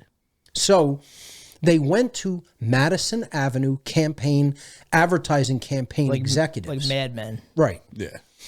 And they said, we have a flop product on our hands that we've invested a lot in R&D into, and we want to find out why housewives don't want it, and we want to make them want it. And the Madison Avenue psychologists that were the wizards of their day said, this is doable. We can make it happen. We will research it. We will get back to you and we will give you a solution. So they went to work and I guess did some, interviews about why women didn't want it. They found out that women were experiencing feelings of guiltiness for not providing the care and attention that they had previously given their family members by making a cake from scratch, okay, with all fresh ingredients, nothing pre-prepared, and the time and care that it would take to do that. And they'd have fulfillment from that in, a particular way. When doing the cake mix, they didn't have that fulfillment. They experienced guilt. They looked at it as they were taking a shortcut. So what was the answer? So the ad campaign executives who were occult psychologists went to Crocker, board of directors and said, all you have to do is add some instructional words to the box of the cake mix. You do not have to change your product. You don't have to go back to the drawing board and make anything new. You need to add a few words onto the box, and the housewives will buy the cake mix. So how could this be? And literally it was 3 words. In the instructions, they had to write on the box, add 1 egg Dude, you're to laughing. the cake mix. This is very deep, dude. This is in that. This is their ova. So the egg is the symbolic archetype of the creative essence of the female. Shit. Because the egg is what combines with the sperm to create life. So it's the feminine, creative, archetypal energy. Damn. So by providing that symbol of the egg being put into the cake mix, and it doesn't matter that it's a chicken egg or whatever. Yeah. It's just the concept of an egg. Right into their Being subconscious. implanted subconsciously. That's how the occult works. And it works so well. 30 years later, And then I they're- never had a real pancake. Now we got funfetti in this bitch. Their giving of their creative essence symbolically through a proxy, through an archetypal proxy. And then the women's guilt was assuaged. The housewife's guilt was then assuaged in the subconscious mind by doing that act of putting the egg into the cake mix. And then they bought it. Jesus Christ. Yeah, dude. How do you protect yourself against these, like, besides, like, That's a great doing question. the great work? Like, So think about that. That's the question. Yeah. What would level that playing field? What would make someone not susceptible to that type of occult manipulation? absolute honesty to yourself? More so than that. Because, yes, that is the first occult maxim or dictate, if you will. It's saying you must do this if you're going to grow in consciousness. The first is stop lying to yourself. The second is stop dreaming. Stop imagining the world to be some other way. Accept it as it is. That doesn't mean that you accept it and don't try to change it. But you don't envision, you don't look at the world through rose-colored glasses and dream and imagine, oh, all of this is fine and it's all in place the way I think that it is, and I'm not going to really try to change anything for the better because I'm living in a dream world. Again, Neverland, So that's number 2. Number 3 is, and this is what I'm alluding to, learn how to think. If we have the knowledge of how the psyche works, we can't be manipulated by that tactic. If we have the knowledge of how our sympathies can be played upon by a carny trickster like Obama, by planting a fake feigning woman in the crowd, This hurts. Obama, then you look dude. at it and you're like, asshole carny. Yeah. I'm not manipulated by that bullshit. Just missing a snake tattoo. They are. Right. That's all a person like that is and never has been. And all politicians are like that. Not just him. He just is very good at it. Yeah. He's a very good actor. Yeah. And once you see it, it's so transparent. I mean, you might as well literally go off in the carny act and wear some fucking clown suit. Like, it's that transparent. And then when you see the people can't see it, you're like, my God, that person's a fucking dumbass. You're even dumber than them. That's how it is kind of going around this second round. Like when the first like Trump stuff started happening in the queue, like we were watching and I was like, holy shit, like this is fucking crazy. But like on this go around, I'm watching this like shit's kind of funny. Like Trump makes me laugh and like debates. But other than that, it's like, dude, why does anyone give this an ounce of their At fucking least time? Trump has a modicum of somewhat of a comical presence. Yeah. But yeah, I mean, couldn't trust him. Don't even know whether he's really on their side, but definitely he's not an enlightened person, with what he still believes regarding government. Yeah. But anyway, so the answer to your question is knowledge is the great leveler. Knowledge is the great leveling of the playing field. If I understand how the archetypes of symbolism really work in the subconscious mind, I'm not going to buy for, add an egg. Yeah. I'm not going to buy into add an egg. I'm going to understand, I see what you just did there, and most people can't. That's the problem. They're stuck in a level of ignorance that does not allow them to see these techniques at work. And by the time they figure out, they're already grown up. Yeah. You know what I mean? That's the thing that Grown kills you. children. You're already like, in your 20s. You probably already voted. Grown children who will They probably already got one vote out of you already. They'll even then try to say, "Oh no, none of that works that way." Like they're that ignorant. They're so ignorant, and they're so in ego. See, because the adult mindset, will look at this from a perspective of pure ego and selfishness. The ego is the force that does not want the individual to say to themselves, "I was wrong, I was fooled, I was duped." It doesn't mean that the person can't be really intellectually intelligent, but holistic intelligence means you're able to say, "I was wrong." Like, if I didn't have holistic intelligence, I wouldn't have come out of my cult. I would not have come out of the cult of Satanism. I had to develop holistic intelligence to realize, you know what? I'm the dupe in this instance. I'm the tool here being used. I was a tool. You were a fool. Yeah. A fool and a tool. I mean, the street lingo word, you're a tool, Yeah. You're being used by somebody else. They're duping you. They're playing you. You're getting chumped. You're getting played.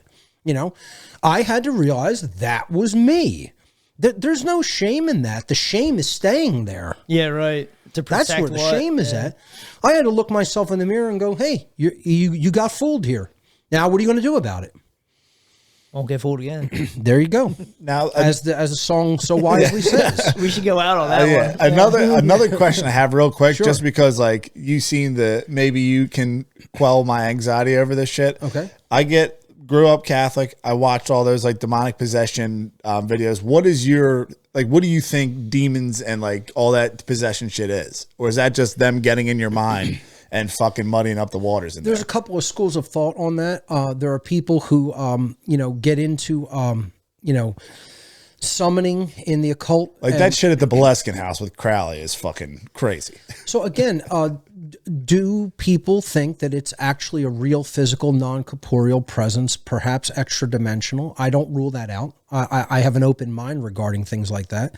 I don't have any experience with demonic presences, entities, spirits, things like that. Things like that tend to stay away from my life path, to be quite honest. You're probably fucking terrified. I think I'm so rooted in my life path and my mission that if there are physical entities like that, non-corporeal entities, I should say, like that, I think they look at me and they're like, "Yeah, no, don't even bother.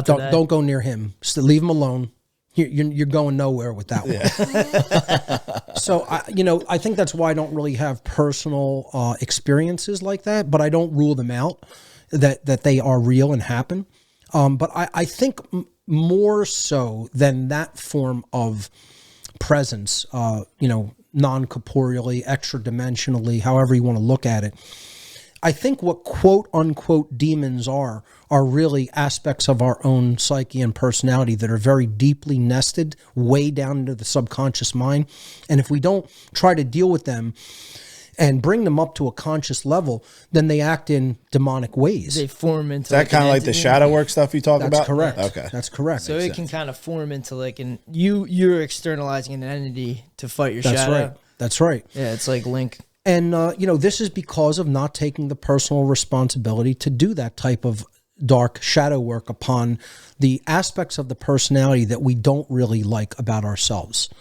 This is what I had to do when coming out of the satanic mindset. It must have been brutal. Oh, it was the worst dark night of the soul that one could imagine. I mean, you were a Satanist. Yeah. Not going to lie, I really contemplated not wanting to live at that point in my life. Yeah, definitely. It was that bad. That's fucking crazy. And it went on for a brother. couple of years after, it wasn't like a 2-week process, Yeah. to realize even the low level depth of my involvement in Satanism. It was not high level at all, by my own admission. Even that, I wrestled with so terribly in the aftermath and said, what a piece of shit I've been. Yeah. I can't believe I let myself get fooled like that. I was involved. And, the mindset that I had to come out of, I mean, I was a eugenicist, You know, I wanted to dude, see the you kidding reduction. me? Oh, big time. Oh, man. Dude, not only was I a Satanist, I really advocated. You hated fuckers. I was a total misanthropist. I hated human beings. Misanthropic through and through, balls to bone. You're a bit of a humbug. And the Satanists that were trying to groom me for higher levels of involvement in the worldwide network and hierarchy of dark occultism were always trying to sell me on, if you go further, if indeed you do fully come up into our ranks, we're going to groom you for the Club of Rome. We want to take you into the Club of Rome. Was what was said to me by certain people. Because they knew my psychological profile. They do extensive psychological profiling when they bring you into their groups, what they call grottos, at least in Satanism they do. And, you know, coven wasn't a term that was used. Grotto was the term. That's weird. So when they had meetings, it was the gathering of a grotto. It's weird they made Hugh Hefner's grotto so famous. You got me thinking about that now. Fuck. So, you know, a grotto is a clearing in a forest. And this is what they consider their group gatherings. Oh, like Always in the woods with that shit. Bohemian Grove. Grove. Right. You know about Devil's Road? No. What Down in on Kennett, there's a wooden wall. Like make a left, and they called it like a Here Devil's. in Pennsylvania? Yeah. Really? It's down on Route 1, but supposedly they just cut Not the familiar. trees on an angle. But Okay. there is like a weird satanic house down there. So they were prepping you for the club. Thank God you went fucking. Now, if Obi-Wan anybody and not doesn't know, the Anakin. Club of Rome is a big think tank that deals with population reduction. Yeah, man. They advocate for population reduction.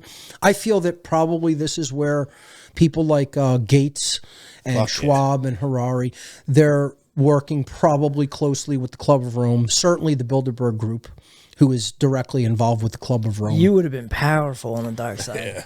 Me and my buddy Jay Parker, who was involved in generational Satanism, always joke you could have been Senator Passio by now. We joke around all the time. Hold on. Generational Satanism? Jay Parker, you're not familiar with his work? No. Oh, you absolutely have to be. You should get him on. Jay was involved at a much higher level of Satanism than even myself, because he was born into it. What? Yeah. You heading to church on Sundays, or like what are you doing? I mean, he was ritually abused horrifically. Holy with fuck. electronic methods of torture. Yeah, it was bad. That's what they do to their kids. Yes. Yeah. What the fuck? That makes sense. That is So fucked you know, up. if you interview him, it's a brutal recognition of what this religion entails. But when you are born into it, this is what is done to you, because that's how they control their offspring. Yeah. Bring them into their mindset very psychopathically. That is their deal, dude. They are going into these clearings with an owl with a Moloch, dude. The predator bird. Yeah. They can see in the dark. You can't. That's the deal. Yep. That's why an owl is one of their big pieces of symbolism. Predator bird that can see in the dark where its prey can't see it. Yeah, I mean, like this, like it takes the wind out of me, but like I think at the end of the day, the only thing I try to focus on is making my life and anyone who's involved in my life's better. Because other than that, I fucking can't control. Like, Yeah, we're pretty limited. voting won't do dick. Right. All this other like going on about like all you can do is help your fucking friends and family. You're doing what is required. Like putting out information and educating human beings is what is required. That's the great work. The great work is the work of education, morally. Let's go. See, the problem is most people don't know real morality. If you can't define a right, you can't define the wrongs. You have to know what the real wrongdoings are in order to know objective morality. Then, if you teach that to other people and the understanding of morality propagates, the whole human experience gets better. I got to write down those real 7 deadly sins. Yeah. And, you know, to help people to understand that, there's a law of freedom. People would say, well, aren't law itself and freedom diametrically opposed? No. Man's law and freedom are diametrically opposed, not natural law, not the universe's law, not the creator's law. In my life, freedom just goes along with way more work. Yeah. That's true. It's easy to do evil. It's easy to do chaos. It's easy to break things down. right? It's much easier to break a glass than it is to make a glass. Yeah, you're right. Yeah. To formulate this object, a glass, is a very difficult process of manufacturing that most people would not know how to do. Yeah. To break a glass, easy. Throw it against the wall. It shatters in a million pieces. Yeah, right. Chaos is easy. Disorder is easy. Ordering and harmonizing and creating form and function and a higher level of awareness and consciousness, that's hard work. That's the opposite of entropy. That's the opposite of breakdown and disorder. That's the opposite of chaos. The creation of order involves work. You know, the creation of order involves effort. So if we're going to order our society, the effort or the one great work is proper moral education. That's the only way out of this mess. There is no other solution. Well, Mark, is there anything you want to say to the people listening? I would say go to my website, whatonearthishappening.com, if you want to learn more. The bulk of my information is, of course, in my podcast series that started out as an audio podcast for the first 196 episodes, continued on as a video podcast. We're around episode 270 something right now. And if you start with the podcast, start at number 1. Proceed in order at your own pace. Don't skip around. It's a tapestry of information. I explain the world of the occult. I explain many different occult traditions. I explain all the mind control and mental manipulation, psychological manipulation techniques of the occult in the podcast. I break down certain occult traditions in depth to help people to understand their purpose, what they're really trying to teach, their allegorical systems, their symbolism. And I think if you do that, you'll get a really maximum educational experience from my work. I also have many, many presentations and many video seminars online, so you could check them out as well. I have a ton of interviews up on my website. All of that is up at whatonearthishappening.com. And again, my main recommendation, take the podcast in order at your own pace all the way through, and a whole new worldview will open up to you. Fuck yeah, dude. Mark, you are the fucking you're man. the man, dude. Thanks. Thank you, gentlemen. I really appreciate it. Great interview. Wow.